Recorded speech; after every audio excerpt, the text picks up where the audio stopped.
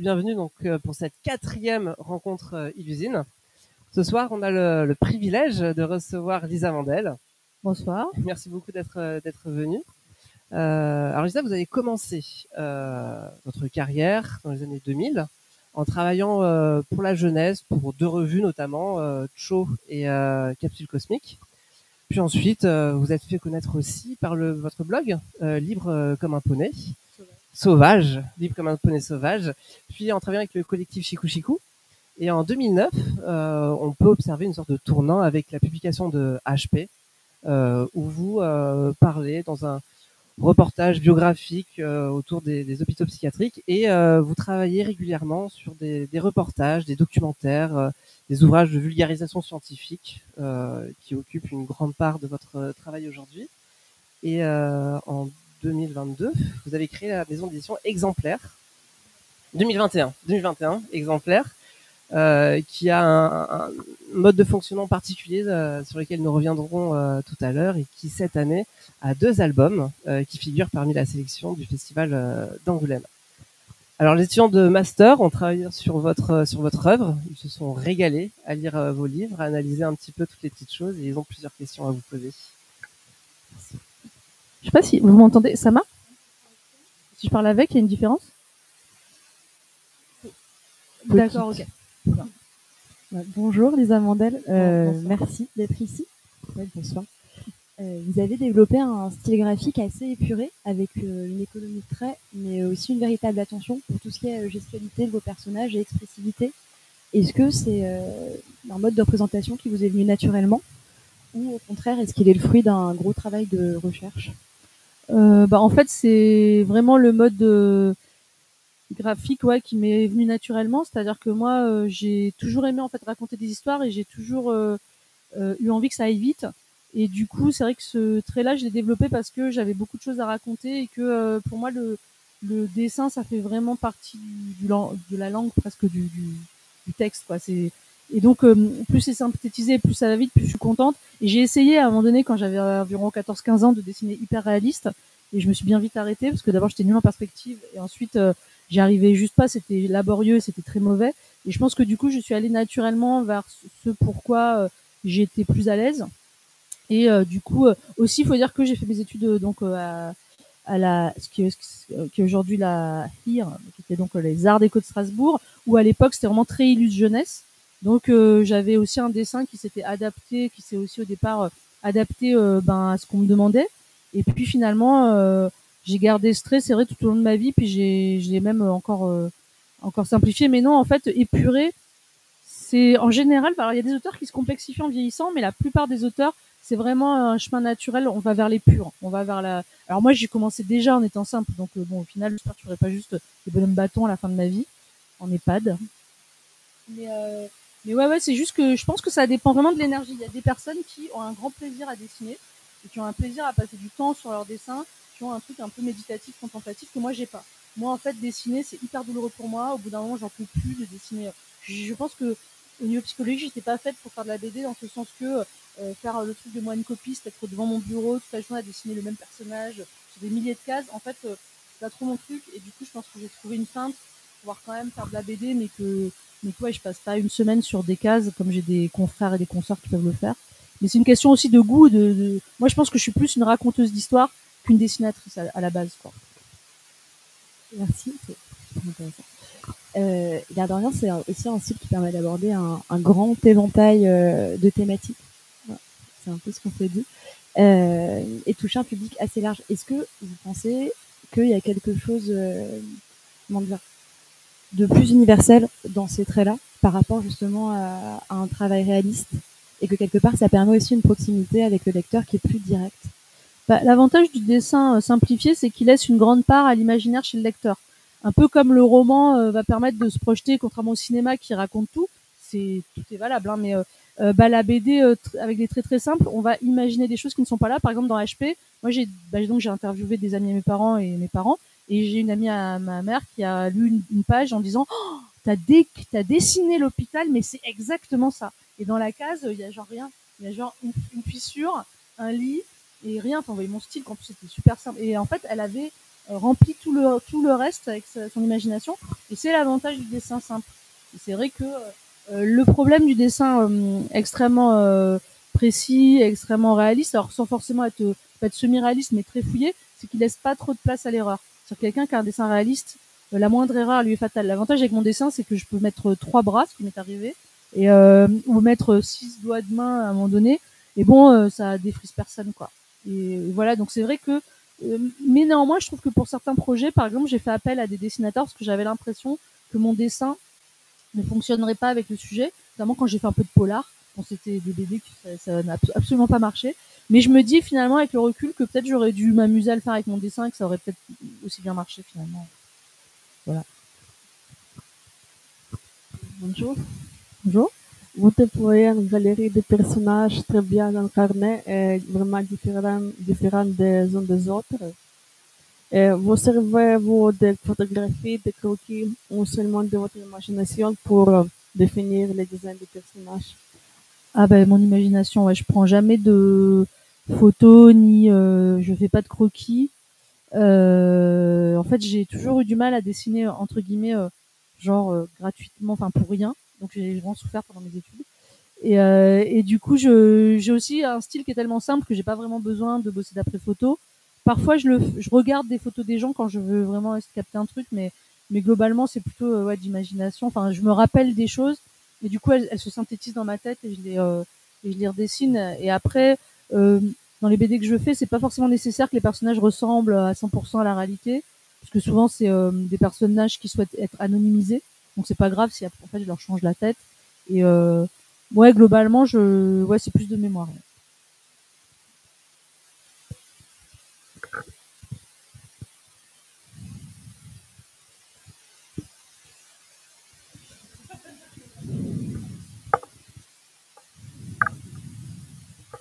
Alors bonjour.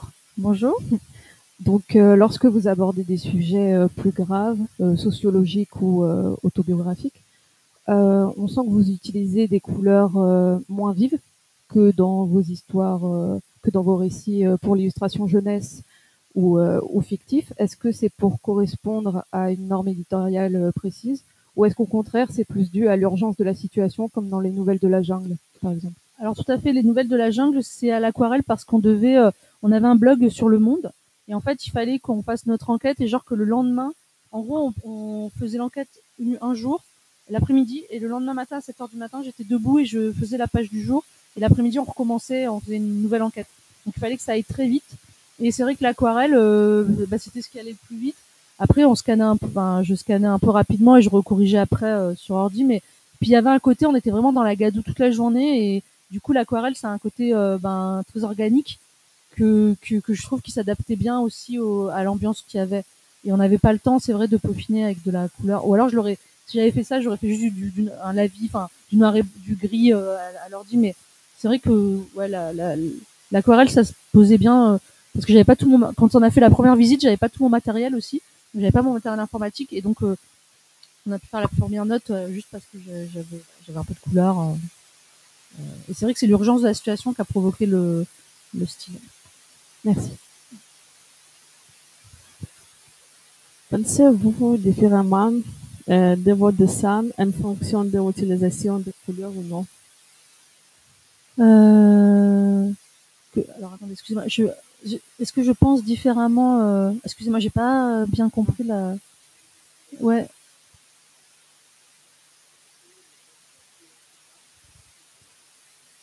C'est-à-dire que en général, la couleur, elle vient dans un deuxième temps.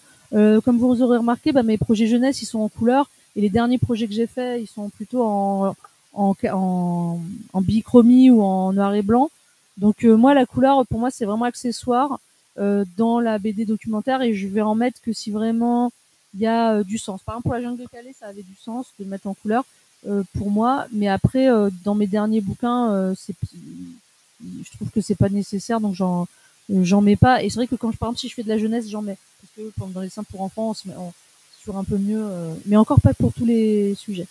Mais dès que c'est documentaire, c'est vrai que par facilité, parce que faire de la couleur, si on fait vraiment de la couleur, enfin pour moi en tout cas, ça me prend autant de temps que de dessiner, de mettre en couleur. Donc ça veut dire que c'est quand même beaucoup d'énergie.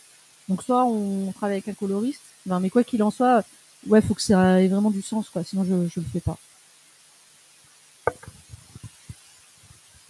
Donc, dans une année exemplaire, vous évoquez la difficulté de retranscrire, de représenter donc des situations plus graves comme l'épilepsie, par exemple, comme sur l'image qu'on voit ici, à travers un dessin naïf et humoristique. Est-ce que c'est une problématique qui continue de vous traverser? Est-ce que vous pensez que certains styles graphiques sont plus appropriés à certains registres? Ben, c'est sûr que, par exemple, c'est compliqué de faire rire avec un dessin très, très compliqué. C'est-à-dire que si on met du temps à analyser l'image qu'on est en train de lire, on perd en dynamisme et en drôlerie. Souvent, les gens les plus drôles ont des dessins, bon, à part si on parle, par exemple, je sais pas si vous connaissez Vooch, un dessinateur de presse, lui, il a un dessin hyper appliqué, donc c'est une case. Mais de manière générale, quand on fait du gag et du strip, c'est mieux, comme Bill Batterson, les Peanuts, Mafalda, je vais en citer plein. Ils ont un style assez simple, parce que l'humour, il passe aussi par une rapidité de lecture. Si on met trop de temps à lire l'image, donc moi, j'ai un conseil à donner en tout cas aux gens qui veulent faire de l'humour, c'est de simplifier leurs traits, c'est toujours plus drôle. Après, il y a des gens qui font des choses très réalistes et très drôles aussi. Je ne veux pas faire une généralité, mais de manière générale, voilà. Après, un trait simple peut servir un propos très grave.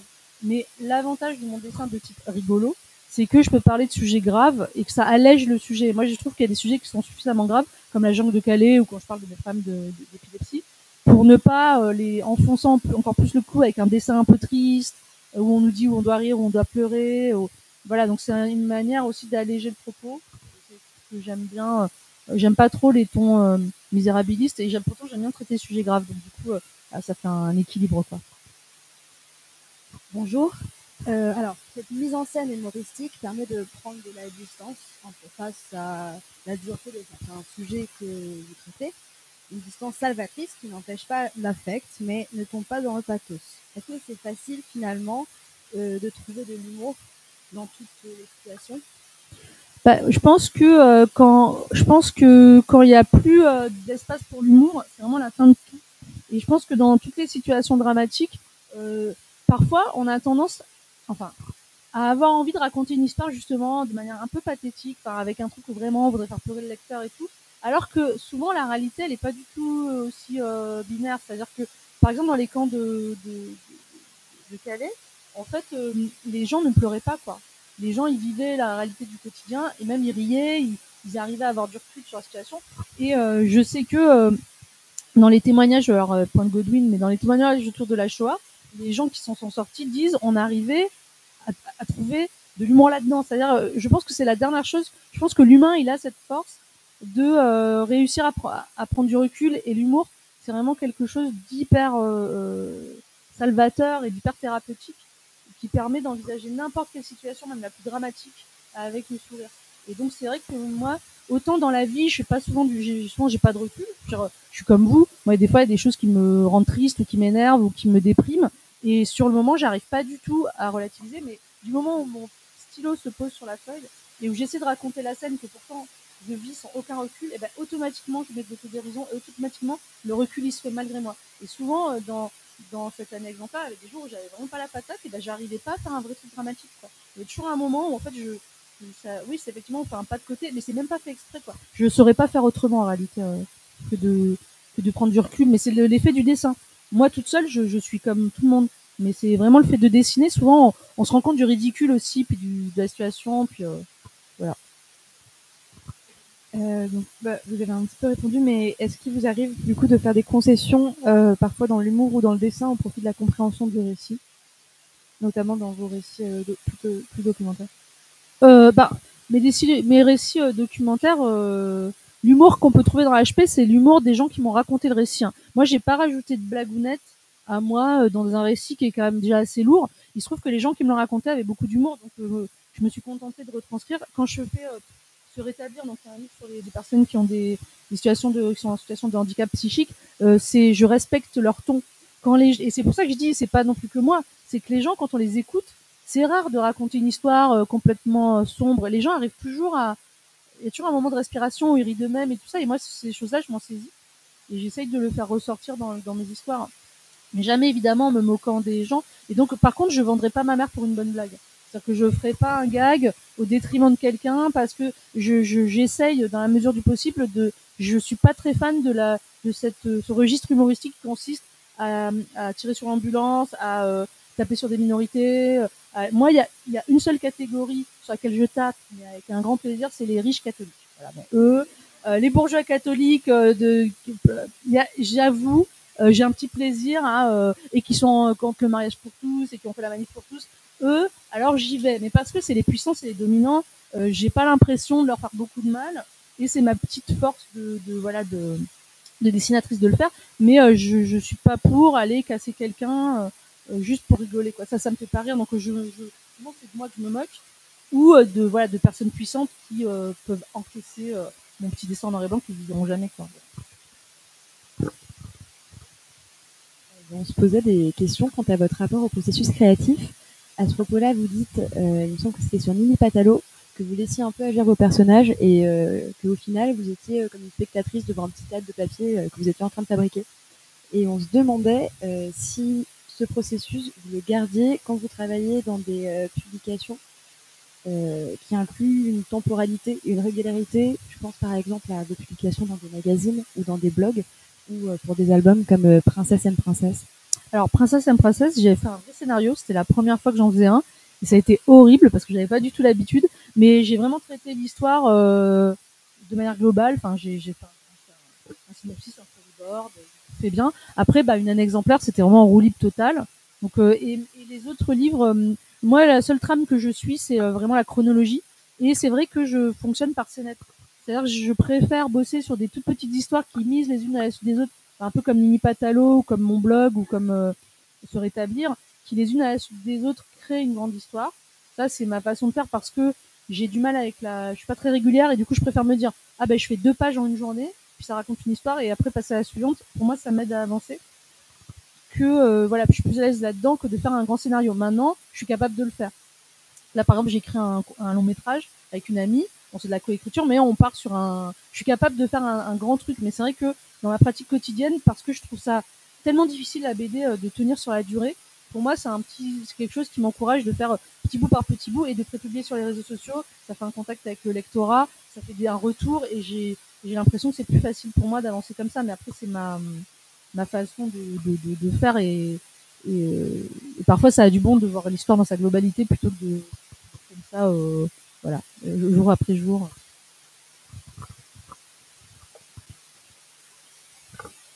Donc aussi, je voulais vous demander comment fonctionne votre processus d'écriture, par exemple pour les nouvelles de la jungle de Calais. Vous y êtes revenu tout à l'heure, mais à quel point est-ce qu'il est réécrit? Est-ce que vous trouvez les blagues et les dialogues sur le moment, ou est-ce que ensuite à votre retour, il y a quand même tout un travail de réécriture qui est majoritaire?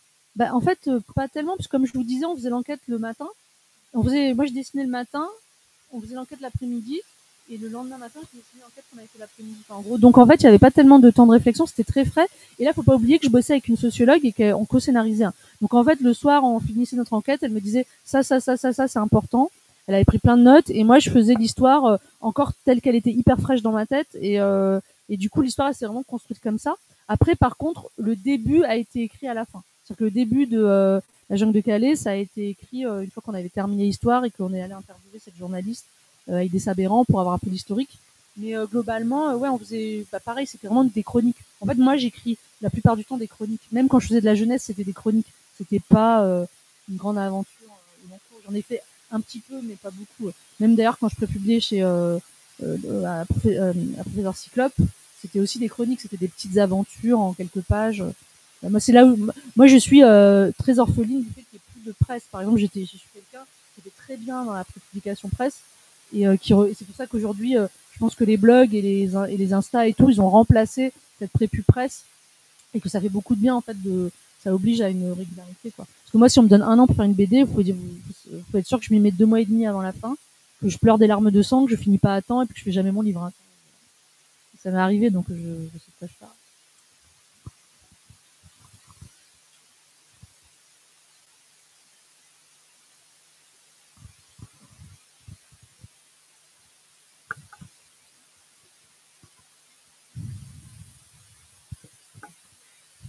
Le police de note lors d'entretien ou reportage, passe-t-il ainsi parle de ça?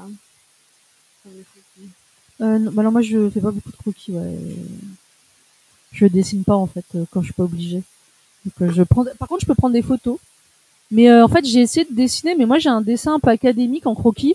Alors je sais dessiner, hein, j'ai fait quand même plein d'études de dessin, mais c'est laid quoi. Enfin ça n'a pas de personnalité, c'est pas très beau, c'est un peu impersonnel. J'ai jamais réussi à faire du dessin d'observation un art en soi et à me l'approprier. Contrairement à, en plus quand on est dans le milieu de la BD et du dessin et qu'on voit les collègues qui font des carnets de dessin mais somptueux, moi ça m'a dégoûté à jamais du dessin d'observation parce que je me suis dit mais pourquoi moi je vais faire ça alors que je vois bien que c'est d'une médiocrité absolue.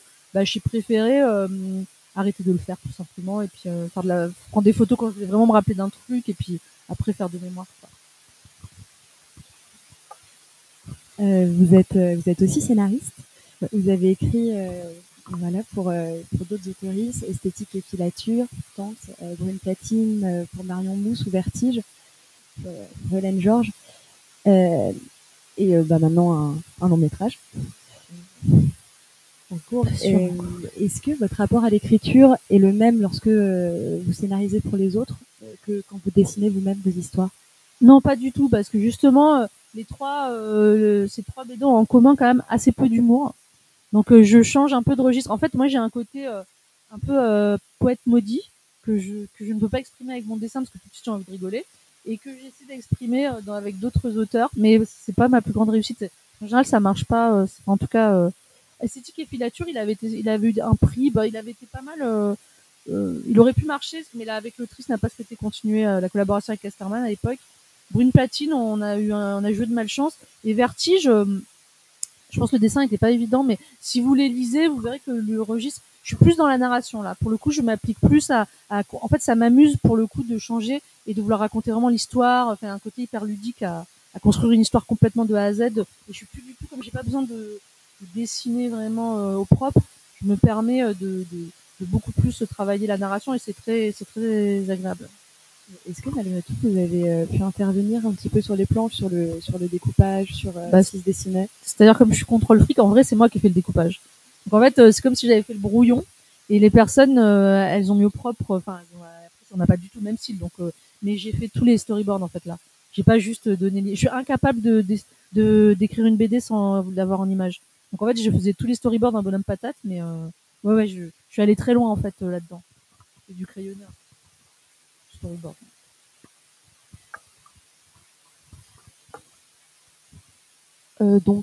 Dans vos bandes dessinées jeunesse, et en particulier dans Nini Patalo, je trouve qu'il y a une double lecture. En fait, elles peuvent être lues et appréciées finalement par les enfants comme pour les adultes.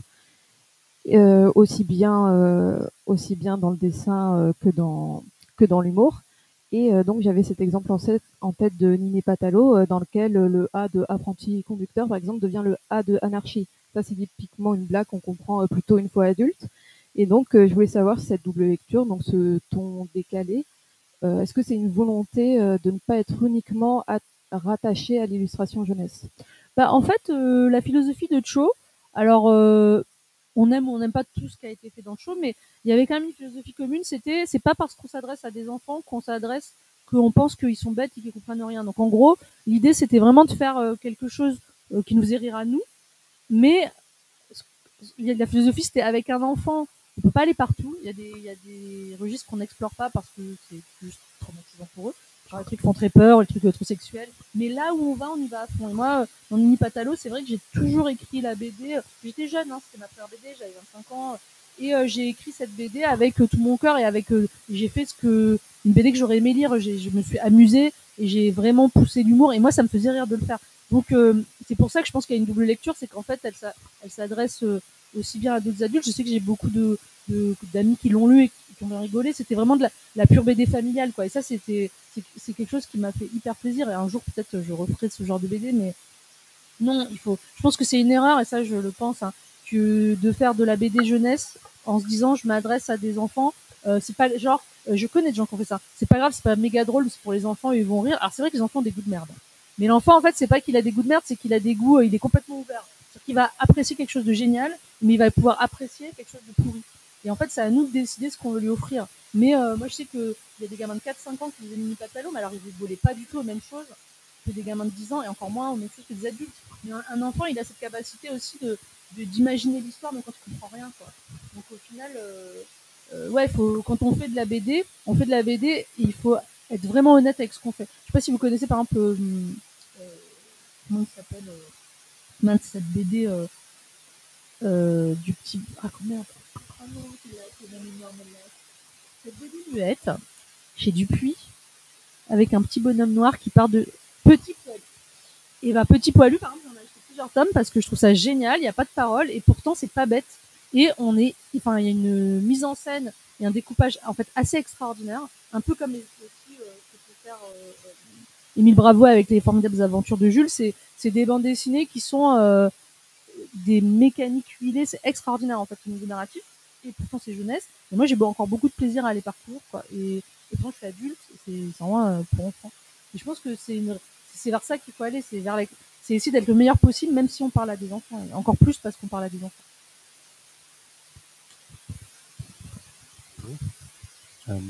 Vous êtes passé des récits fictifs à des récits documentaires. En quoi est-ce que ce travail a changé votre rapport à l'écriture et au dessin? En fait, le fait de travailler à partir de faits réels, ça change tout, parce que finalement, avant, tout ce que je créais sortait de ma tête. Et là, d'un coup, on a la responsabilité du récit de quelqu'un d'autre. Donc c'est qu'est-ce que je vais faire de ce récit pour le rendre le plus intéressant possible à lire sans le dénaturer. Et c'est-à-dire que d'un coup, le matériau, on n'est pas, à la fois, on n'est pas obligé de le produire soi-même, mais on doit le respecter. Donc c'est un peu comme si avant, on était là à cultiver son jardin et à planter ses légumes, et ben d'un coup, on nous dit la recette de cuisine. Enfin, on nous donne des aliments qu'on n'aurait pas choisi nous, et puis il faut faire une recette de cuisine qui sera quand même bonne. Et c'est vrai que ça change tout. Et puis, par rapport aussi au sens de ce qu'on fait. C'est-à-dire que moi, au début, je faisais vraiment les BD comme ça sans y penser. Même quand j'ai fait Mini Patalo, je me disais, après, je ferai un truc plus intéressant, mais j'étais vraiment pas dans une idée que j'étais en train de faire quelque chose d'important. Et à partir de la BD réaliste, du réel, en fait, j'ai commencé en fait à me poser la question de ce que je produisais. Et donc, à part 2-3 autofictions un peu marrantes, après, j'ai eu du mal à repasser à la fiction parce que je trouvais qu'il y avait tellement de choses importantes à raconter, et que j'arrivais plus en fait à retrouver la légèreté de juste faire un truc gratuit comme ça pour m'amuser. Et du coup, à chaque fois, j'ai enchaîné les bouquins en fait documentaires, et j'ai plus réussi vraiment à faire de la fiction avec la légèreté que j'avais avant. Mais ça correspond aussi à une période de ma vie où on va dire il y a des choses qui sont un peu gâtées pour moi. Parce que moi, jusqu'à 30 ans, tout allait bien. Puis à 30 ans, donc je suis devenue épileptique, et j'ai passé vraiment 2 ans, j'ai fait une sorte de dépression. Mais comme je suis une autrice de BD, puis j'étais un peu bête, je savais pas que je pouvais me mettre en congé maladie. En fait, je me suis retrouvée en interdit bancaire, je me suis retrouvée avec 15 000 euros de dette, j'allais très mal. Et en fait, je pense que quand et c'est là où j'ai fait Princesse and Princesse à ce moment-là.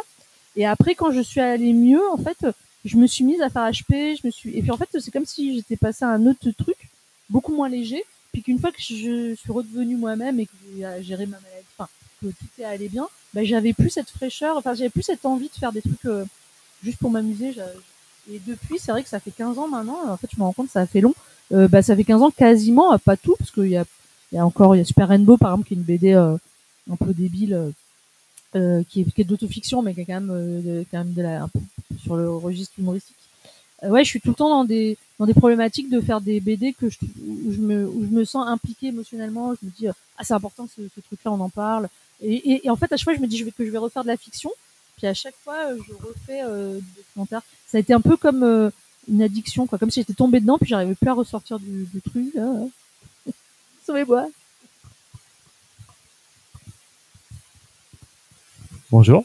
Bonjour. Du coup, maintenant, on va aborder votre travail un peu du côté de l'édition. Au cours de votre carrière, j'ai vu que vous avez publié chez de nombreux éditeurs, comme Glénat, Milan, Casterman, l'association, ou encore Albin Michel.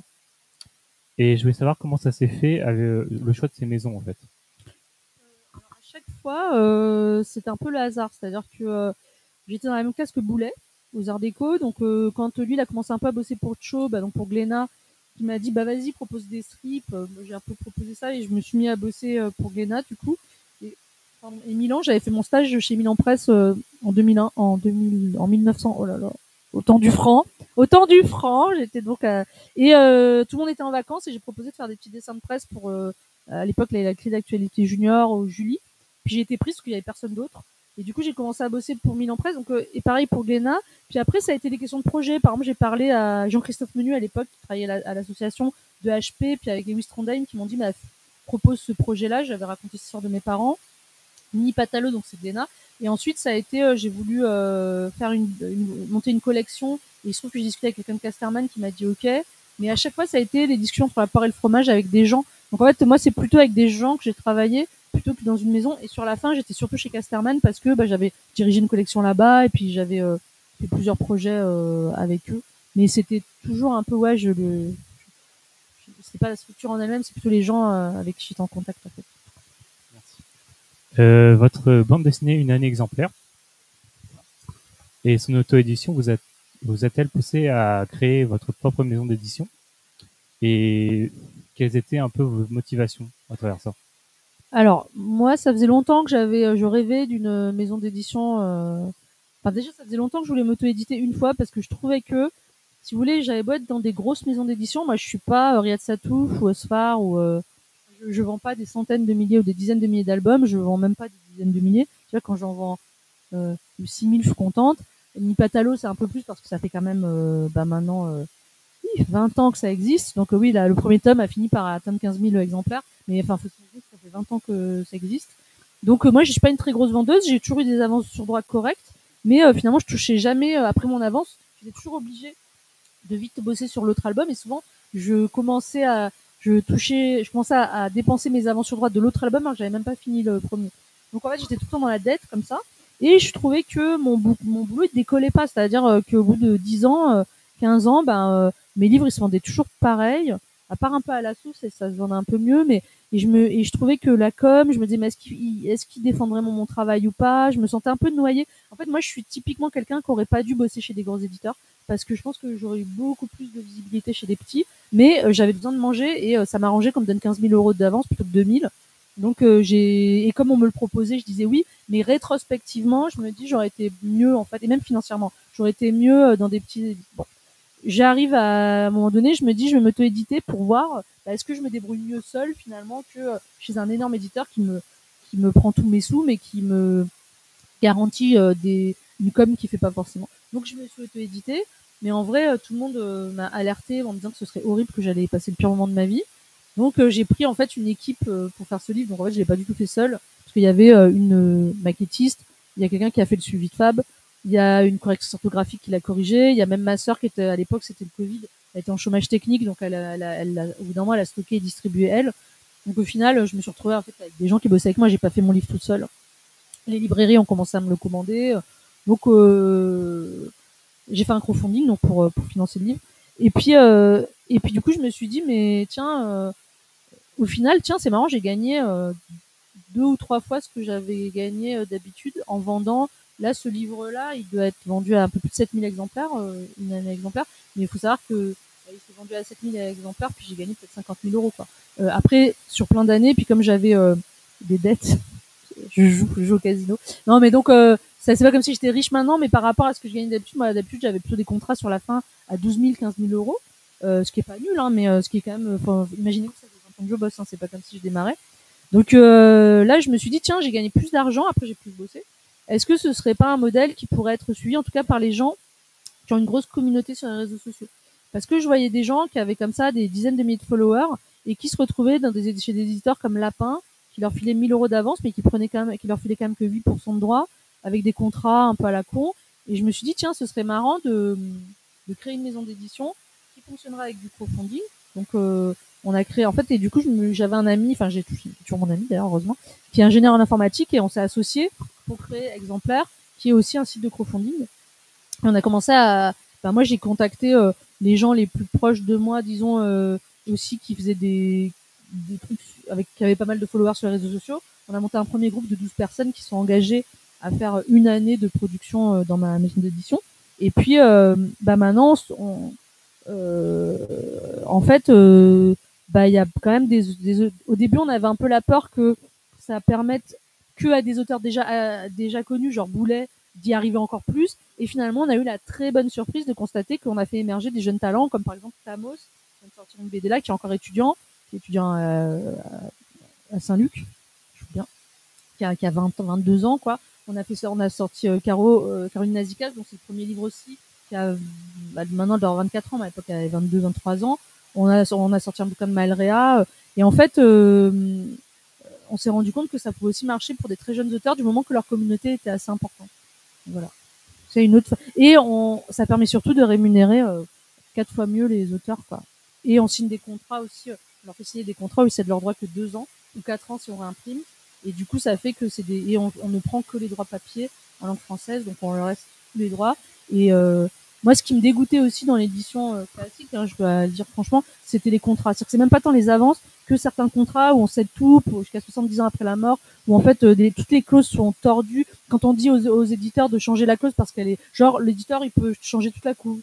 Alors on dit bah non, je veux avec mon accord. Il fait mais tu sais Lisa, on le fait toujours avec ton accord. Je dis bah pourquoi c'est écrit enlevez-le. Alors ah mais non parce que c'est les contrats types et puis le contrat audiovisuel qu'on doit céder en même temps. Enfin je pense que j'en avais déjà parlé avec vos profs et tout, mais moi j'en avais marre de ça. Donc nos contrats ils sont vraiment ultra clean.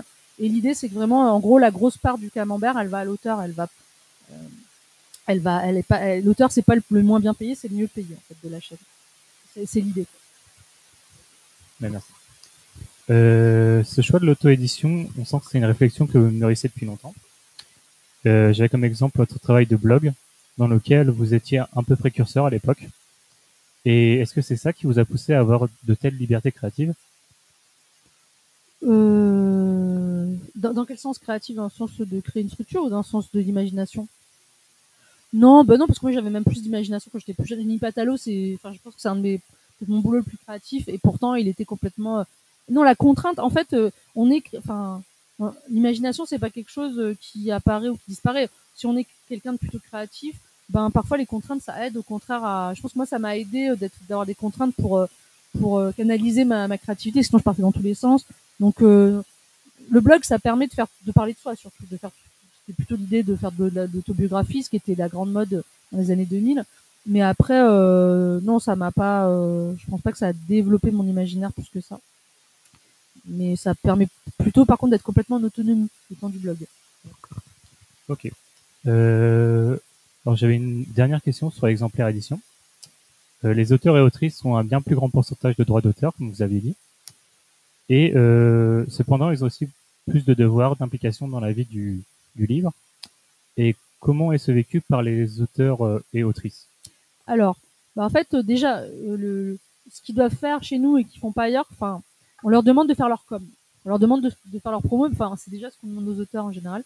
Mais nous, on part du principe que la com, c'est un petit pourcentage et que c'est à l'auteur de publier régulièrement sur les réseaux sociaux, de faire la pub de son livre. Alors on l'a fait aussi pour lui.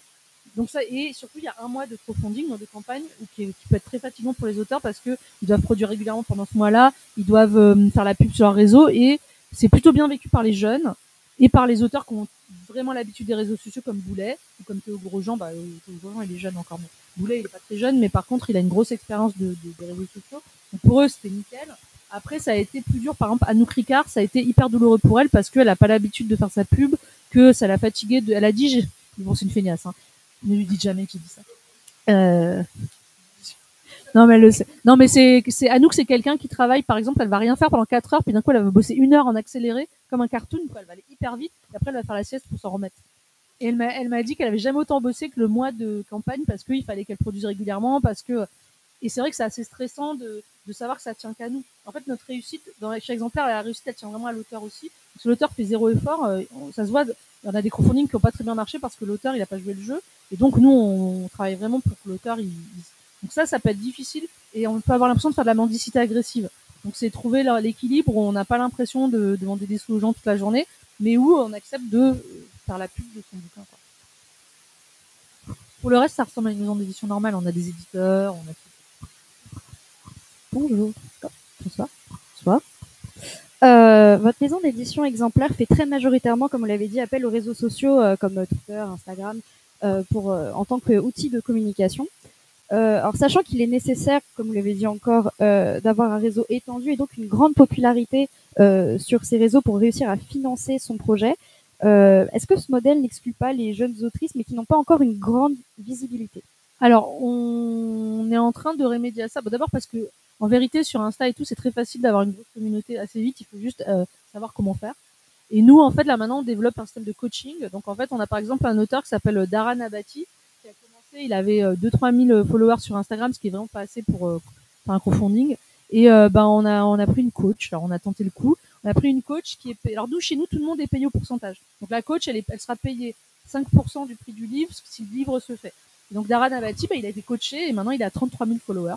Donc, on le lance chez nous. Donc, en fait, la solution qu'on a aujourd'hui, c'est si on aime vraiment un auteur, une autrice, mais il est pas obligé d'être jeune, hein. On va coacher El Carava, bon, qui est pas non plus très vieux, mais Pochep, par exemple, qui est un auteur qui a 50 balais, et parce qu'il est encore un peu bas, on va le coacher pour qu'il arrive assez haut pour pouvoir, il a déjà fait un livre chez nous, mais pour pouvoir mieux réussir la prochaine fois. Donc voilà, on a cette solution, mais c'est vrai que une autrice complètement invisible sur les, mais aujourd'hui, au XXIe siècle, être un auteur et avoir zéro présence sur les réseaux sociaux, c'est un peu genre, un peu à contre-courant, quoi. En général, c'est quand même un outil extraordinaire qui permet à des gens, nous, faut s'imaginer que nous, quand on a commencé et qu'on était étudiants, la seule manière qu'on a de se faire connaître, c'est faire notre fanzine à 50 exemplaires et distribuer aux profs ou aux gens de l'école. Et puis voilà, genre, c'était mort. Là, aujourd'hui, vous avez quand même l'opportunité de faire connaître votre boulot de manière internationale. Comme il y a certaines, genre, Eupholie et tout, elle écrit en anglais, elle est connue partout. Elle a 20 et quelques, elle est encore étudiante.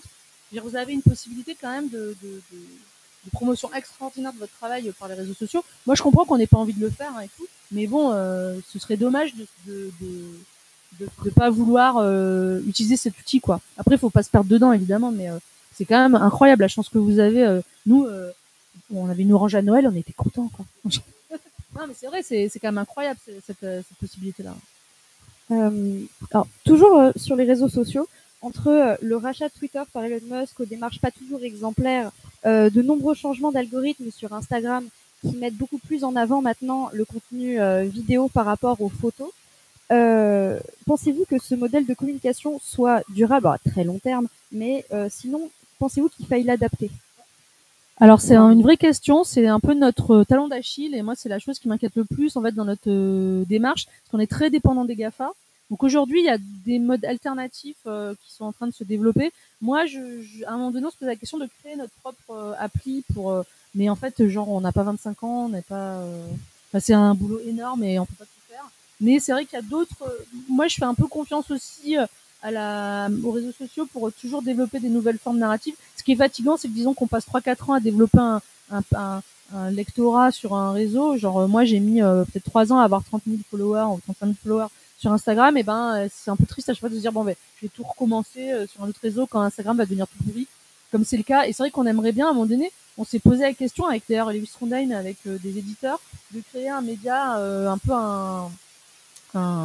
un endroit safe où tout le monde puisse poser ses BD et où ses dessins ou ses textes, et puis qu'il n'y ait pas de risque que d'un coup l'algorithme change.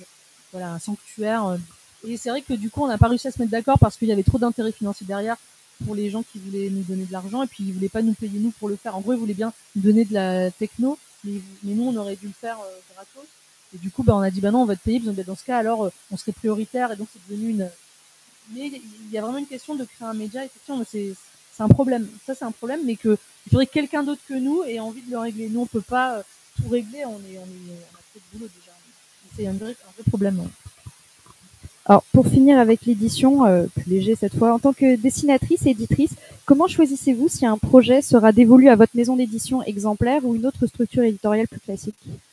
Déjà, on a un comité de lecture, donc on est 7 ou 8. Je décide pas du tout toute seule. Et d'ailleurs, parfois, il y a des livres qui sont sortis, qui sortent chez Exemplaire ou qui sont sortis, que j'aurais pas forcément édité moi si j'avais été que moi à décider. On décide, il y a plusieurs facteurs. Il y a le coup de cœur. Genre, ces deux-là, c'est clairement des coups de cœur. On les a vus, on a vu le Grosjean, ça va, on savait que ça allait marcher. Puis, moi, j'aime vraiment bien ce qu'il fait. Tamos le Thermos, c'est lui qui a un jeu, il a 22, enfin, c'est vraiment un jeune auteur. Lui, juste son histoire, elle est hyper intéressante, et sa problématique, elle parle à tout le monde. En fait, c'est en gros, est-ce qu'ils ont un réseau social? Là, dans ces deux cas, oui. Est-ce que leur projet, il est porteur, il est intéressant, il va intéresser un public? Dans les deux cas, oui.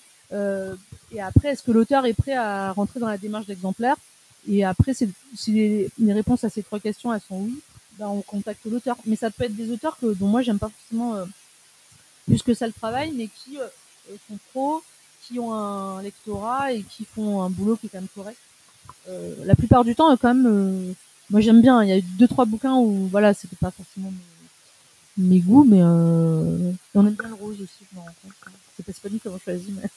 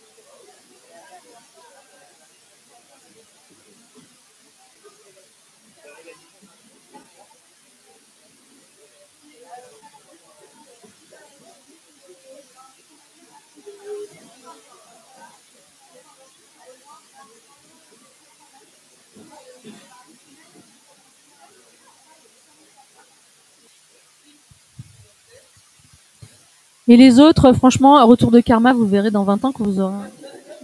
Quand vous serez clochard sous les ponts, vous repenserez à cette.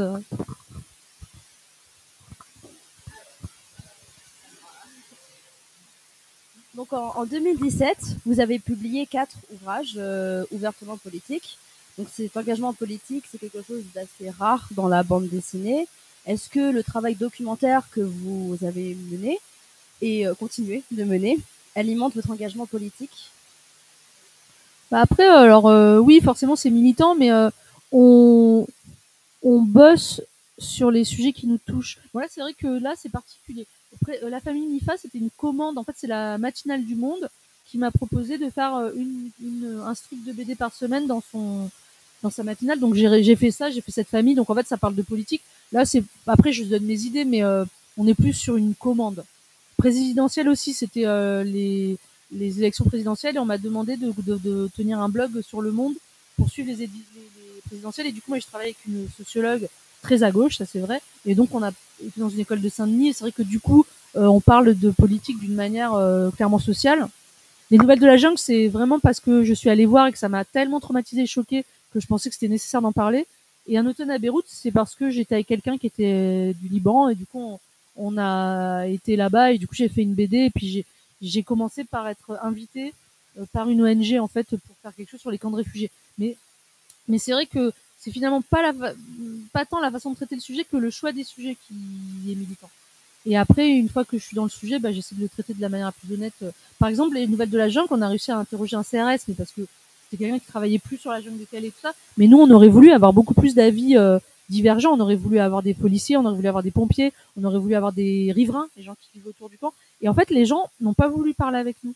Et du coup, je trouve que cette enquête, c'est dommage parce que moi, j'avais aussi envie d'avoir l'avis des détracteurs, hein, mais c'est plus difficile de faire parler les gens qui sont pas d'accord parce qu'ils ont l'impression qu'on va donner une mauvaise image d'eux, qu'en fait nous on est genre un peu des rebelles et que on est un peu des gros bobos, des gros hippies et puis que voilà. Mais ouais, je me dis quitte à parler de choses qui me semblent importantes, évidemment, ça devient forcément militant.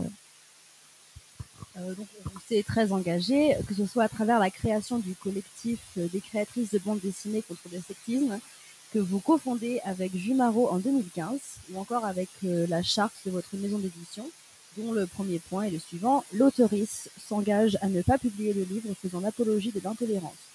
Sexisme, racisme, islamophobie, antisémitisme, homophobie, transphobie, grossophobie, etc. La question de l'éthique est-elle quelque chose qui manque dans le milieu de la bande dessinée, autant dans les œuvres mises en avant que dans le milieu même? C'est une très bonne question qui déchire les gens, surtout les mecs cis de plus de 50 ans, mais pas tous. Je parle pas pour vous. Je parle pas pour toi, Stéphane. Non, mais c'est une vraie question et je trouve qu'elle est très bien posée. De manière générale, d'ailleurs, je trouve que vos questions, elles sont très pertinentes et elles sont vachement intéressantes. Je voulais tenir à vous le dire. C'est intéressant parce que oui, je pense que moi, je suis pas pour la censure, dans le fond. Hein. Je veux dire, je vais pas dire non, telle œuvre, on la publie pas. Là, en ce moment, il y a l'affaire Vives, comme si elle n'était pas là. Il y a des problèmes il y a un peu du MeToo de la BD qui remonte. Aujourd'hui, la vraie question pour moi, Bastien Vives, c'est un débat qu'on peut avoir. Moi, j'ai ma position, voilà. Je trouve qu'au-delà de ça, c'est pas la question d'interdire les choses. C'est la question effectivement que pendant des dizaines d'années, certains éditeurs et les éditeurs ne se sont pas posés vraiment, ils ne sont pas dit tiens, on va réfléchir à ce qu'on publie. Ah bah tiens, on publie ça. Tiens, c'est pas un appel au viol ce qu'on publie. Oh tiens là, faire un truc sur les blondes, c'est pas un truc qui fait passer toutes les femmes pour des connes. Tiens, publier ça. Pourquoi on le publie? Bah il publie parce qu'il y a un lectorat pour ça évidemment. D'abord il y a un public qui aime ça. Et c'est vrai qu'à un moment donné, je pense que les éditeurs, pas tous, il y en a qui sont vachement éthiques, mais certains n'ont pas trop posé la question de ce qu'ils étaient en train de publier, n'ont pas tellement réfléchi, et qu'aujourd'hui, il y a peut-être une vraie question de savoir. Je ne parle pas d'autocensure, je ne parle pas de censure. Je pense effectivement de se dire, tiens, est-ce qu'aujourd'hui, on publierait un livre avec des noirs qui ont des os dans le nez et qui ont des grosses bouches et un truc raciste? Est-ce qu'aujourd'hui, on publierait un livre en disant youpin pour parler d'un juif? On le ferait pas. Donc aujourd'hui, je pense qu'il y a une question à un peu avancer et à se dire, on est au XXIe siècle, est-ce qu'aujourd'hui c'est bien de publier des BD où les femmes sont des objets sexuels, elles sont hyper sexualisées, où en fait c'est toujours des allumeuses et les mecs sont toujours des mecs à gros nez un peu moches, on sait pas comment ils arrivent à coucher avec. Est-ce que toute cette façon de voir est-ce que c'est encore pertinent de faire ça aujourd'hui, ou est-ce qu'à un moment donné on peut pas prendre du recul et se dire tiens, je donne une image de merde des femmes, c'est sexiste, je vais peut-être pas faire ça, voilà. Donc effectivement aujourd'hui l'éthique, et c'est pour ça que nous, alors on pourrait dire qu'on est woke et ennuyeux, mais moi par exemple, ce qui arrive encore beaucoup, c'est les gens qui sont handiphobes. Je trouve que c'est le dernier endroit où même des gens qui sont antiracistes, qui sont hyper open, qui sont des alliés des féministes ou même qui sont féministes, qui sont hyper soutenant LGBT, tout ce qu'on veut, peuvent dire le gros mongolien par exemple, ou le triso, ou soyez pas. Et ben moi ça je le fais enlever maintenant. Ça voilà, ça fait partie des choses où je dis mais en général les auteurs ils disent oui c'est vrai t'as raison. C'est encore un dernier endroit, je trouve, où il y a encore un truc où le gros taré, c'est vraiment un gros psychopathe. Enfin, il y a des trucs où moi, c'est parce que si je bosse sur la santé mentale depuis longtemps, mais c'est des choses, c'est de l'éducation en réalité. Et oui, effectivement, Exemplaire dit si tu fais un truc où c'est les gros PD comme ça, il y a pu avoir ça dans des BD jeunesse. Moi, je le fais enlever. Je me rappelle dans comment ça s'appelle la première collection de Sfar qu'il avait fait où il y avait Mathieu Sapin. Chez Bréal, voilà. Et ben Bréal, à un moment donné, il y avait un truc écrit à vraiment un gros PD. Et moi, j'ai dit bah non. Enfin, j'étais pas d'accord. Je dis tu le dis à la cour de récré, tu l'écris pas parce qu'une fois que c'est écrit, ça veut dire quelque part que c'est validé. Donc oui, nous chez Exemplaire, on publiera pas quelque chose qui dit gros trio, on publiera pas un truc qui se moque des homos, on publiera pas un truc transphobe. Et puis c'est pas grave, ils auront qu'à le publier ailleurs. Mais l'auteur qui signe un contrat chez nous, il signe la charte. Donc ça veut dire que il a compris ce qu'il signait. Mais pour l'instant, on n'a pas, à part le truc des fois d'écrire, par exemple, même il y a une autrice qui avait écrit Gogol au lieu de Google pour faire et je dis non, enlève-le, faut autre chose. Mais c'est aussi parce que quand on connaît des gens qui ont un enfant qui est atteint de trisomie, comme c'est le cas par exemple de Fabien Toulmé, qui a fait un livre dessus magnifique, c'est pas ça que j'attendais, on n'a plus envie. En fait, quand on connaît des gens concernés, on n'a plus du tout envie de faire des petites blagues là-dessus parce qu'on voit le mal que ça peut faire. Donc oui, il y a une éthique, elle est quand même pas si contraignante que ça, mais elle est là, ouais. Y a-t-il un moment déclencheur qui vous a poussé à créer le collectif des créatrices de bandes dessinées contre le sexisme? Alors, ce projet, c'est pas moi qui l'ai créé. Je faisais partie d'un groupe très gros de femmes autrices de BD qui avons créé ce collectif. Et je sais pas pourquoi, c'est vrai qu'à chaque fois, on m'associe avec Jules Marot, mais moi, j'ai été là au départ. J'avais fait une rencontre à Angoulême qui s'appelait Les Hommes et la BD parce que j'étais fatiguée de toujours qu'on nous invite en tant que femme et pas du tout en regardant ce qu'on faisait, parce qu'au début c'était vraiment ça.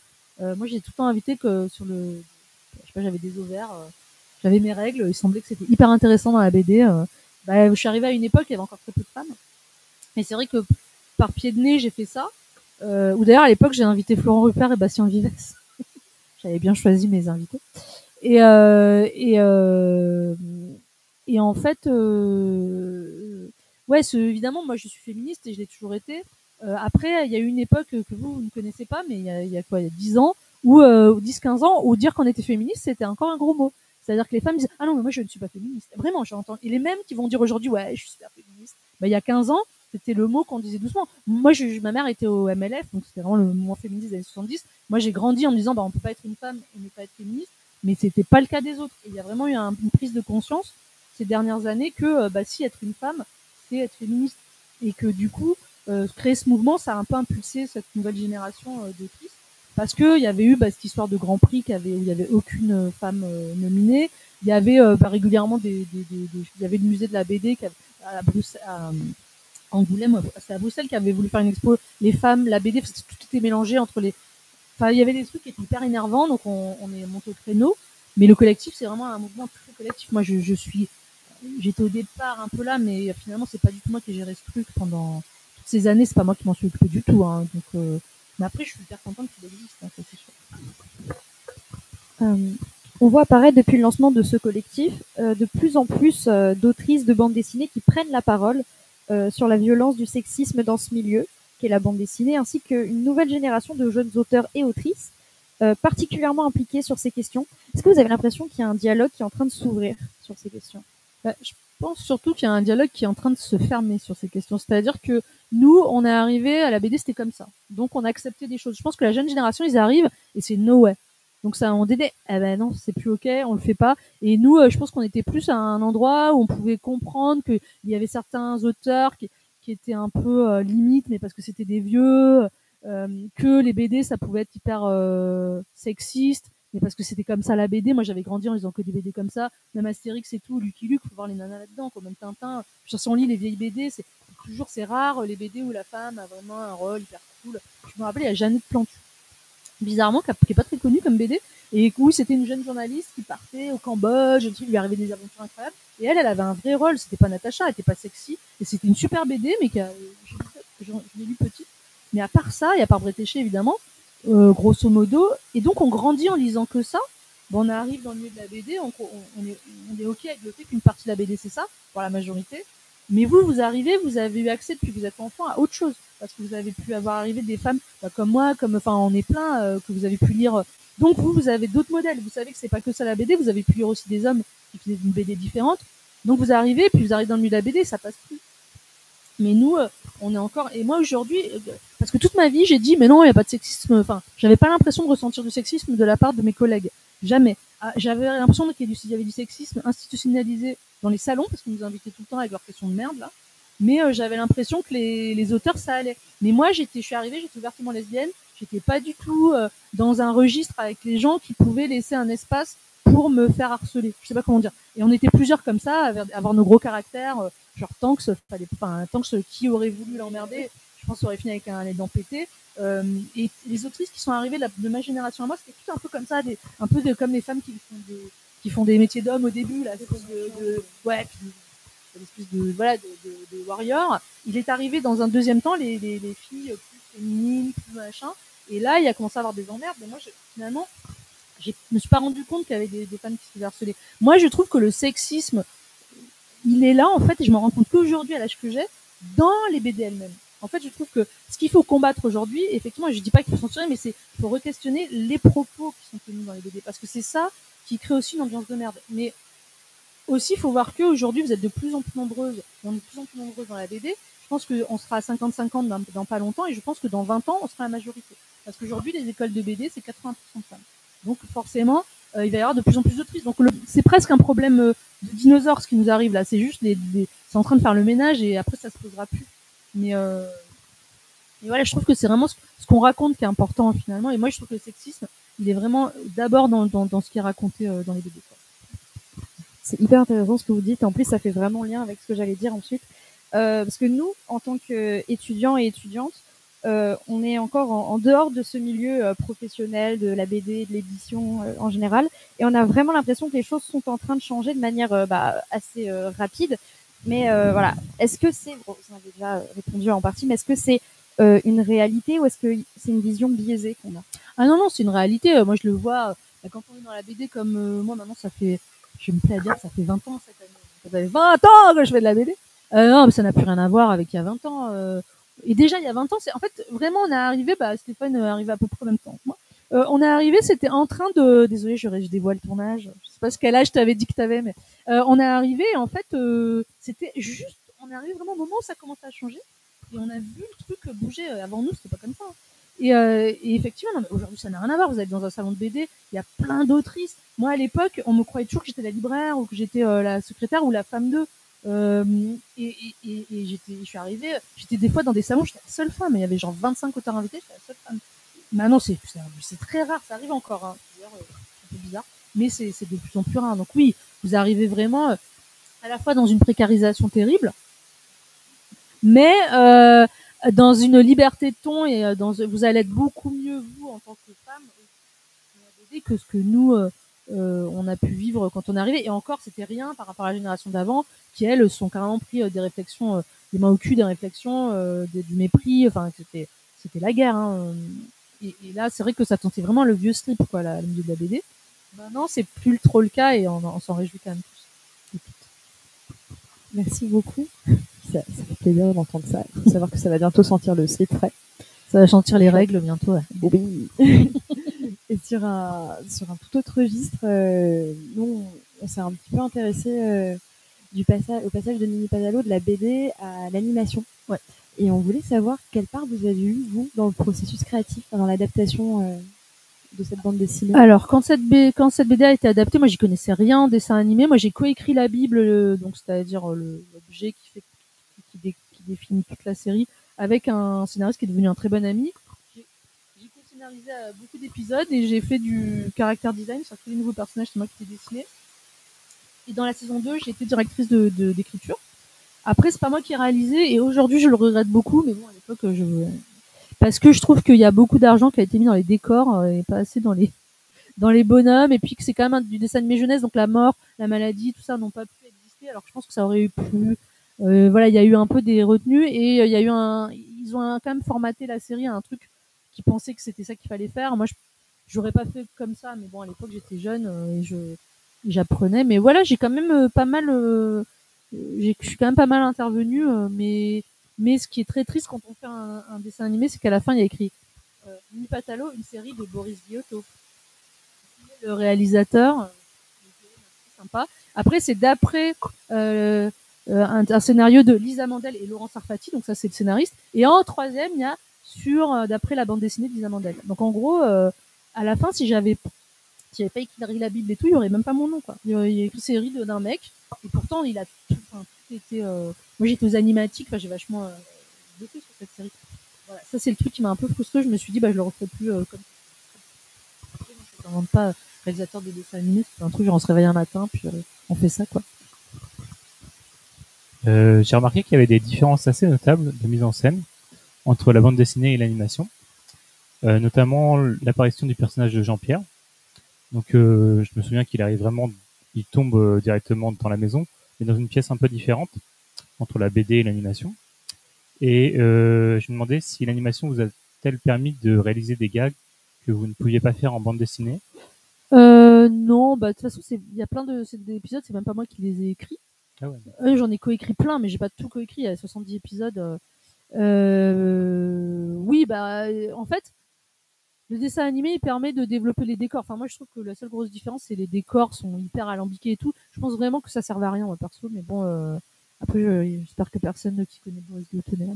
Bon, après, c'est mon avis personnel. Je trouve que oui, ce qui est possible de faire, c'est vrai qu'il y a parfois des trucs qui ressemblent vraiment à des aventures et tout, mais parce que mais quelque part, c'est quand même beaucoup plus contraint. Le dessin animé, il y a le scénario, il doit avoir un début, un milieu, une fin. Il y a un climax à tel endroit. C'est en 3. Enfin, on a vraiment fait le truc. Il fallait qu'il y ait 3 actes. Puis après, avec le scénario, en fait, c'est très, très, très cadré par rapport à de la BD où moi, je partais complètement. Je m'en foutais bien dès qu'il y ait 3 actes et tout. Quoi. Je faisais mon histoire. J'espérais que ça finissait en 46 pages. Et si à la page 44, j'avais pas fini, je précipitais la fin sur mes albums. D'ailleurs, ça se ressent un peu. Et là, c'est vrai qu'il fallait que tout soit bien bordé. Mais j'ai quand même un projet que j'ai dû lâcher. Hein. C'est d'ailleurs, je trouve que c'est mon. Et par exemple, ils ont mis la voix de Titeuf au canard, ça m'a outré, mais bon, j'ai pas tout choisi, quoi. Si j'avais pu tout choisir, j'aurais fait autrement. Vraiment.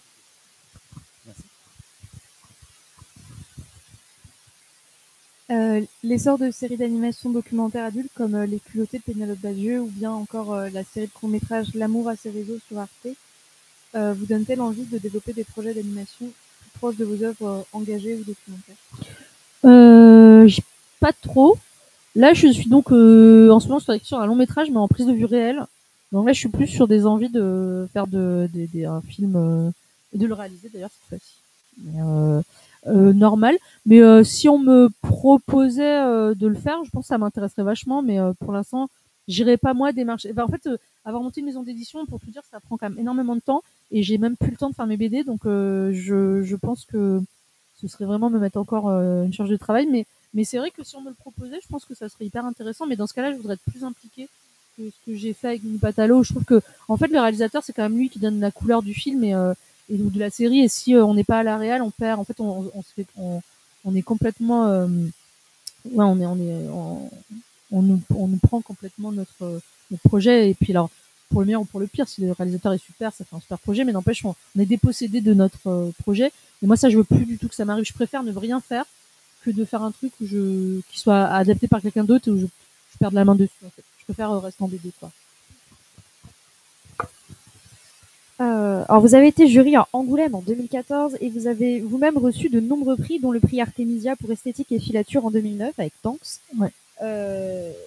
Cette année encore, l'un de vos albums, Se rétablir, figure dans la sélection pour le Fauve d'Or du Festival d'Angoulême. D'ailleurs, bonne chance. Faisant de vous un véritable témoin et acteur de ces événements. Que pensez-vous de l'évolution des sélections pour ces prix? Ça s'est féminisé, évidemment, de plus en plus. Ce qui est drôle, c'est l'année où ils avaient nominé aucun Grand Prix féminin. Ils ont fait « Ah, même puisque c'est comme ça, c'est les auteurs qui voteront » en croyant que ça allait faire tout s'effondrer. Parce qu'avant, c'était les Grands Prix des années précédentes qui votaient pour le nouveau Grand Prix. Donc il y avait un espèce de truc d'entre-soi qui dit que c'était toujours les mêmes qui avaient des prix, en fait. Et là, le fait que ce soit tous les auteurs de toute la profession qui votent, aujourd'hui, par exemple, vous avez vu, c'est Alison Bechdel, c'est Catherine Meurice, c'est Cyrielle Satouf qui sont les 3 finalistes. Donc ça donne, je trouve, Et en plus, il se trouve que c'est les 3 pour que j'avais voté. Donc j'ai. Mais ça veut dire qu'aujourd'hui, il y a une vraie diversité. Je trouve qu'on fait des auteurs qui ont des choix judicieux. Je pense que c'est des choix que j'avais fait. Mais d'abord, j'ai pas eu tellement de prix, moi, en vérité. J'ai eu, il y a très longtemps, j'avais le prix du Margouillat à La Réunion. C'est ça qu'on a rencontré d'ailleurs avec Stéphane. Mais j'ai eu très peu de prix, en fait. J'ai jamais eu de Fauve. J'ai jamais eu de prix à Saint-Malo. Enfin, j'ai eu des tout petits prix dans des mini-villages quand j'avais 26 ans. Mais en fait, moi, je suis l'éternelle personne sélectionnée. Enfin, l'éternelle. J'ai pas été tant sélectionnée, mais esthétique et filature, c'est pas moi qui ai dessiné. Donc, j'avais eu le prix Artemisia, mais on avait eu 2 prix avec ce bouquin. Mais c'est pas moi qui ai dessiné, donc quelque part, c'est super content.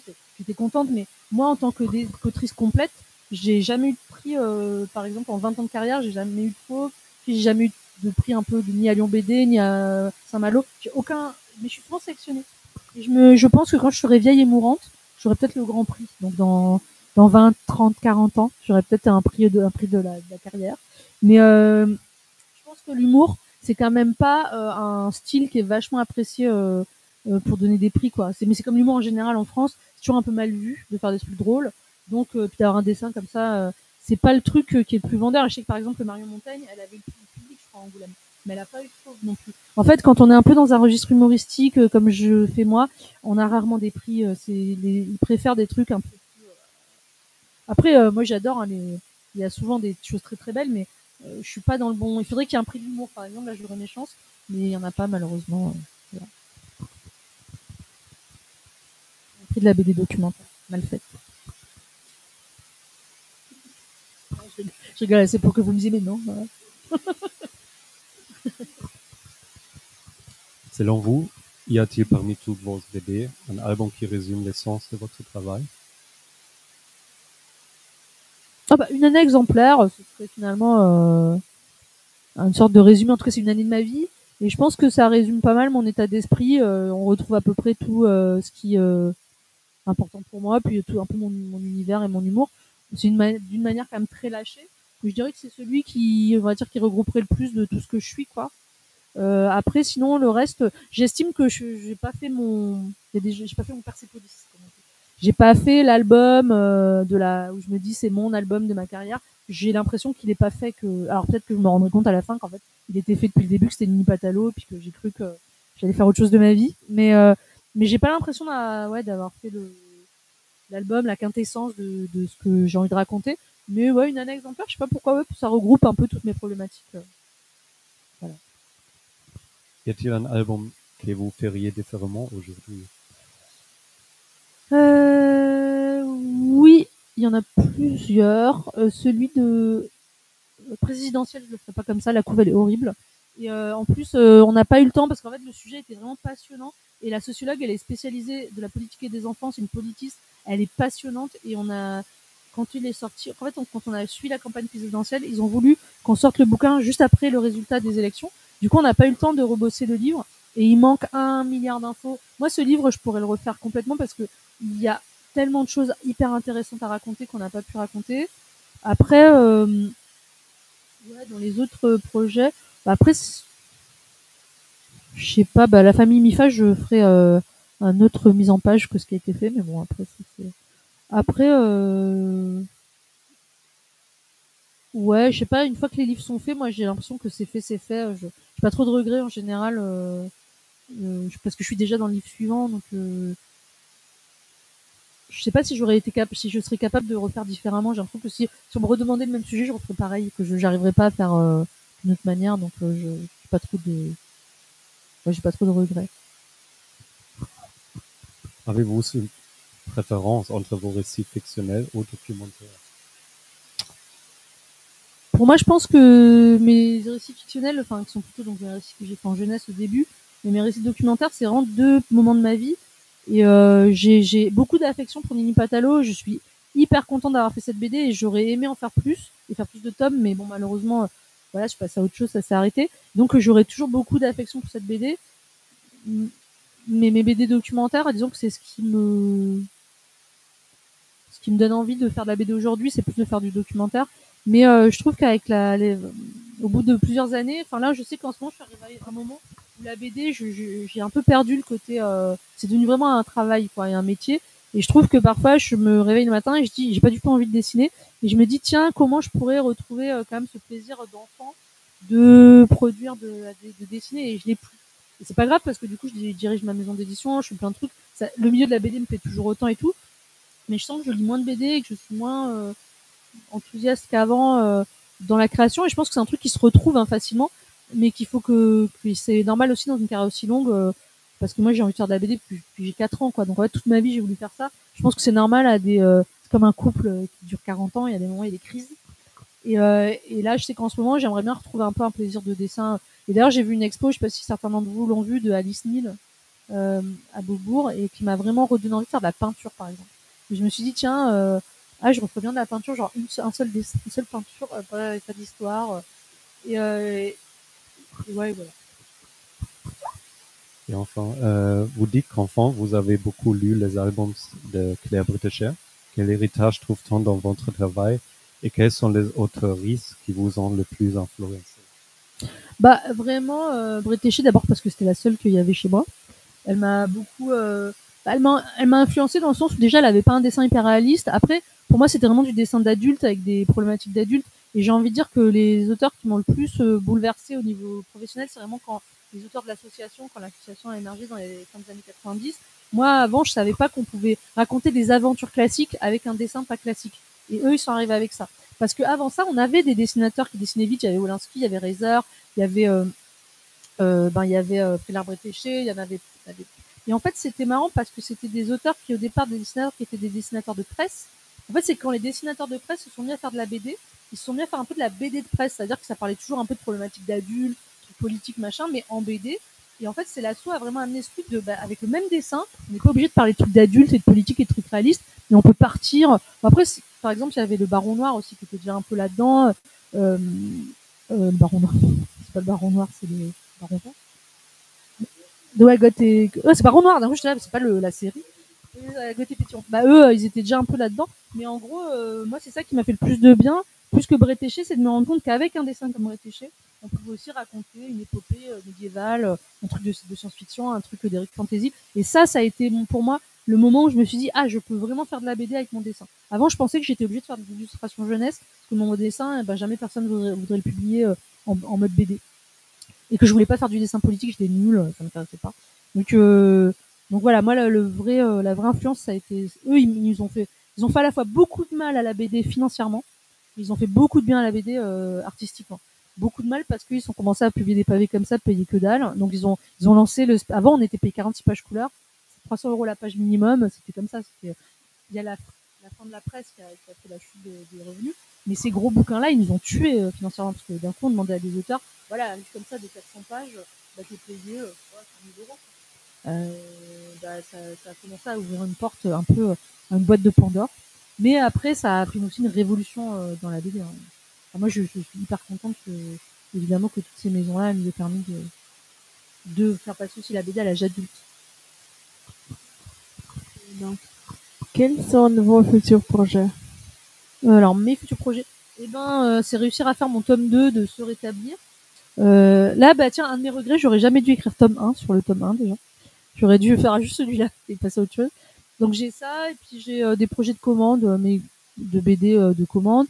Après on va créer normalement, on va créer des nouveaux labels dans notre maison d'édition pour diversifier un peu. Puis avec des nouveaux, on va explorer des nouveaux trucs. Puis il y a cette écriture de long métrage, mais qui est un peu en stand-by parce que j'ai appris que l'avocate avait disparu. C'est pour ça qu'il n'y avait plus de nouvelles du producteur. J'ai su ça aujourd'hui. Donc ça faisait des mois qu'on se disait le producteur il veut plus notre film, et puis l'agent. Voilà, il y a ce projet de long métrage que ça fait des années que j'ai envie de faire. Donc il y a plein de projets un peu trop par rapport au. Et j'aimerais faire aussi une grande fresque de ce qui serait mon grand Persépolis, une grande fresque historique sur 100 ans.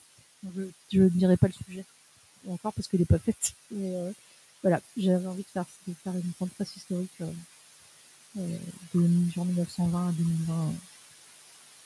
Voilà. Mais c'est des projets que je n'ai pas du tout commencé, donc après celui-là.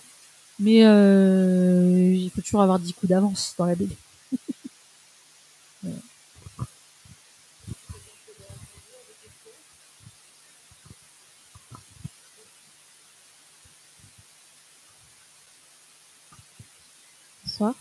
Bonsoir.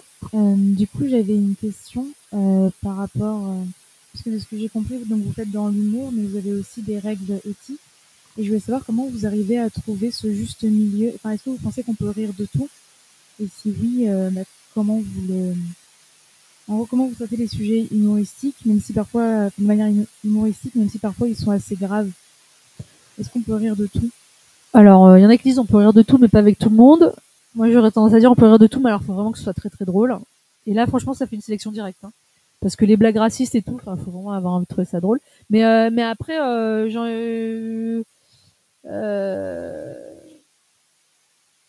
moi, j'essaye dans mes BD documentaires, donc je prends quand même des témoignages. J'essaie de respecter à fond la parole des gens, et les gens, en fait, quand on écoute, ils arrivent à avoir de l'humour dans leurs propos. Je vais pas inventer de l'humour là où il y en a pas, voilà. Par contre, après, c'est le travail de conteur d'arriver à sélectionner ce qu'on raconte pour que ce soit pas emmerdant à lire et que ce soit léger. Mais c'est déjà pas voir le témoin comme une victime, mais le voir comme une personne qui a un récit à nous raconter et se mettre à sa place et dire comment je raconte l'histoire avec dignité et sans m'auto-apitoyer, parce que la plupart des gens en fait sont courageux, quoi. Et donc voilà, puis après c'est éviter d'appuyer. En fait, le truc souvent c'est d'éviter d'appuyer là où c'est déjà lourd.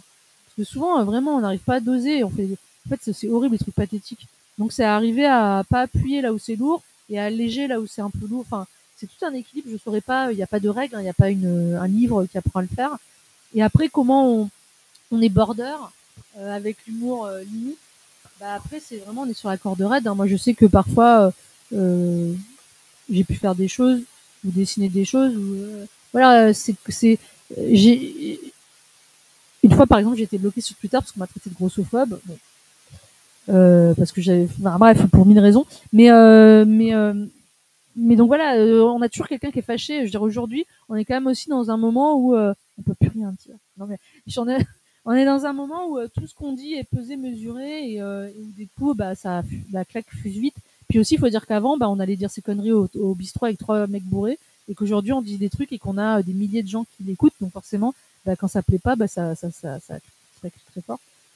Après, c'est à juger soi-même. Moi, ma règle personnelle, c'est pas de me moquer. Déjà, comme je disais, pas tirer sur l'ambulance, pas me moquer des personnes, des minorités, pas me moquer des gens qui subissent déjà des discriminations dans leur vie. Déjà, ça calme tout le monde. Ensuite, c'est si je me moque de quelqu'un, je me moque de moi. Et si je peux me moquer, moi, par exemple, je suis lesbienne, parfois je me moque un petit peu. Par exemple, je parlais des lesbiennes quechua. Bon, des lesbiennes quechua, je le fais parce que je m'estime autorisée à le faire et c'est jamais méchant. Mais après, c'est doser qui on est, de quelle place on parle et faire de l'humour sur son milieu, quoi. Et éviter. Mais après, ça pose toute la question de alors dans ce cas-là, on peut pas raconter des récits qui appartiennent à d'autres gens. C'est pas ce que je dis.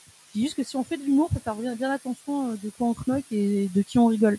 Et voilà, ça c'est ma règle à moi. Après, je pense qu'on peut très bien rigoler en se moquant de toi et de ton entourage. Hein. C'est pas obligé, genre pour être drôle, c'est pas obligé d'aller se moquer de la mosquée d'à côté ou de la personne racisée derrière ou de la personne handicapée dans le truc. Enfin, en fait, on peut très bien rire sans taper sur les autres, quoi. Donc, voilà, c'est mes règles. Et déjà, quand on se moque que de soi, déjà ça marche beaucoup mieux.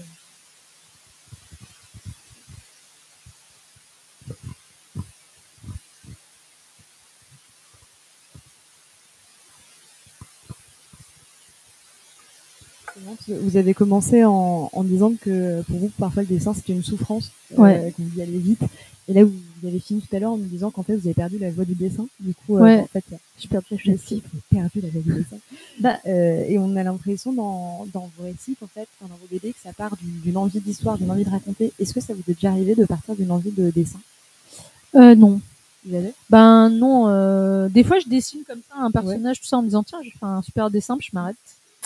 Non, moi c'est toujours en vrai. Moi, j'avais toujours voulu raconter des histoires et le dessin, ça a été la manière, c'est la chose la plus intuitive, la plus naturelle qui est arrivée, c'est de le faire en dessin. Mais c'est vrai que pour moi, dessiner, c'est toujours compliqué. C'est toujours vraiment. Alors après, je suis toujours hyper contente quand le livre est fini. J'adore le milieu de la BD, j'adore aller en salon, j'adore voir mon objet. Mais la réalisation, je trouve ça hyper douloureux pour moi. Mais ça a toujours été et c'est pour ça qu'au bout de 20 ans, des fois on est un peu fatigué, on aimerait retrouver une légèreté. Mais malheureusement, j'ai l'impression que c'est une souffrance qui vaut le coup par rapport à toutes les choses merveilleuses que ce métier il m'a apporté, qui m'apporte encore. Ça vaut le coup de souffrir un peu en réalisant. Mais je trouve que la BD, c'est vraiment un métier de forçat. Hein. Moi, je le vois comme ça. Tout le monde ne le voit pas comme ça, mais on est quand même nombreux à le penser. C'est un métier de forçat, c'est-à-dire qu'il y a des jours, on aimerait être partout ailleurs que devant notre bureau, et pourtant, il faut y retourner. Et c'est pour ça que je me bats autant pour la reconnaissance des auteurs de BD comme des travailleurs et comme des travailleurs qui méritent d'être payés parce que ce qu'on fait, c'est pas parce que c'est agréable et que c'est un métier passion que c'est un métier qui est tout le temps plaisant. Et en plus, c'est un métier qui rapporte de l'argent. C'est la BD, c'est le secteur du livre qui se porte le mieux, ça rapporte plein d'argent. Donc il y a zéro raison que l'auteur de BD il vive mal. Alors là même qui rapporte de l'argent, qu'il fait un travail d'utilité publique parce que oui, ça fait dans le monde de merde dans lequel on vit, lire des BD qui nous font rire, parfois c'est ce qui va sauver notre journée. Donc on a un boulot qui fait du bien aux gens, qui est difficile, et donc on mérite d'être payé pour ça. Voilà, donc ça fait partie de. Mais j'accepte, je veux dire, 99% des gens, ils vont pas toujours au travail avec le sourire. Donc déjà, moi, je suis bien contente d'avoir ce métier-là, qui est quand même un métier génial. On fait ses horaires, où c'est hyper gratifiant, c'est super cool et tout. Mais parfois, j'ai pas envie de bosser, quoi. Mais ça, t'as pas envie de dessiner parce qu'il y a rien de pire. Je sais plus qui disait ça. Il y a rien de pire que le pire dans un rêve, c'est d'arriver à le réaliser. Et en fait, je trouve qu'il y a rien de pire d'être obligé de faire quelque chose qu'on adore faire. En fait, c'est ça qui casse le truc, c'est de te retrouver obligé de faire quelque chose qui est au départ un plaisir et une passion et une évasion, que ça devienne une obligation. Et malheureusement, c'est le lot du dessinateur de BD. Hein. Sinon, faut pas faire ça, c'est sûr.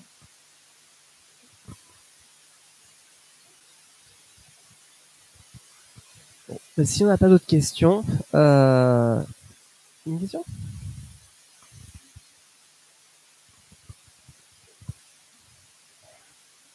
Est-ce que c'est le stade où à chaque fois quelqu'un lève le doigt, tout le monde fait ah non, j'ai faim. Ok. Ok.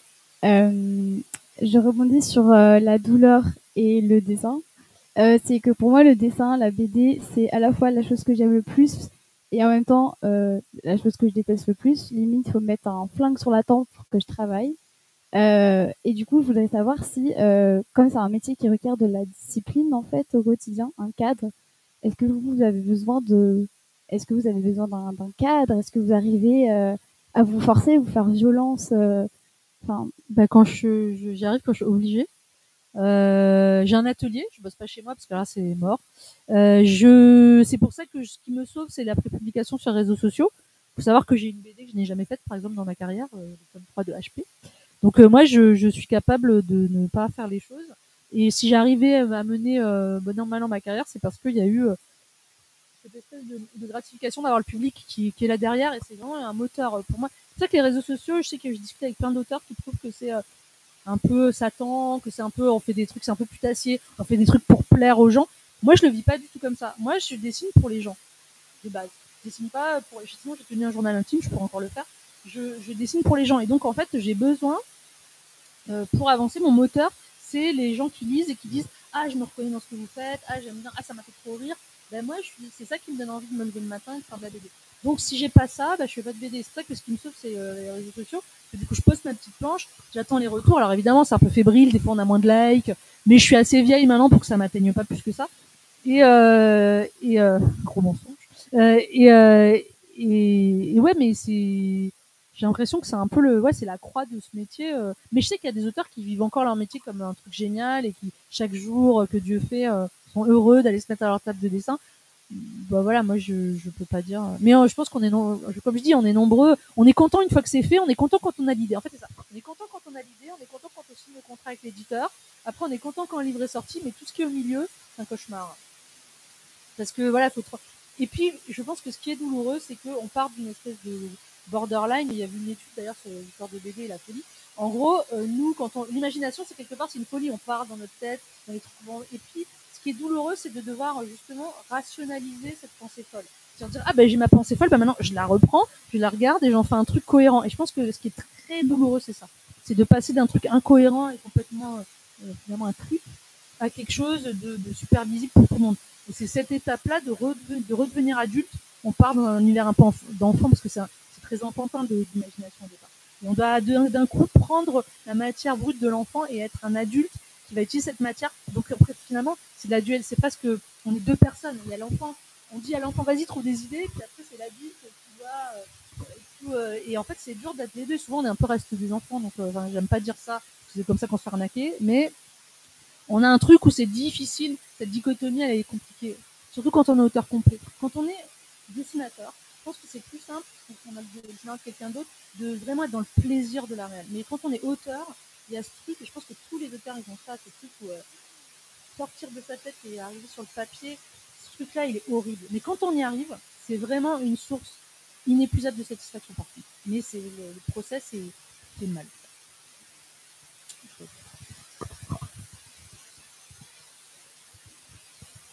Merci. Quelqu'un d'autre? Cette fois-ci pour de bon. Vendu. Merci beaucoup, Lisa, d'être venue, d'avoir pris le temps.